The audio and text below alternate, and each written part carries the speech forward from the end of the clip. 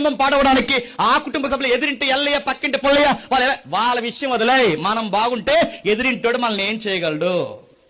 మనం కలిసి మాట్లాడుకుంటే పక్కింటోడు మనల్ని ఏం చేయగలడు? మన గుట్టు రొట్టె మన గుట్టు రోడ్డుకెక్కి పనికి మనలకు లోకి వేయాలా మనం చేస్తే కనుక నెత్తి మీద కుంపట తెచ్చుకుని పెట్టుకుంటాం. గుర్తుపెట్టుకోండి. ఒక సమస్యను డీల్ చేయడం రావాలి. చాలా మంది చేసే పొరపాటు చెప్పిన ఫోన్ చేసి చెప్పడం, పక్కింటికి చెప్పడం, చుట్టాలకు చెప్పడం, ఎదురింటోళ్ళు చెప్పడం, ఎల్లమ్మకి పుల్లమ్మ చెప్తే వీళ్ళందరూ ఏం చేస్తారు? మన ఎదురుగా అయ్యో పాపం అలా జరిగిందా అంటారు, కానీ పక్క భలే జరిగింది అంటారు.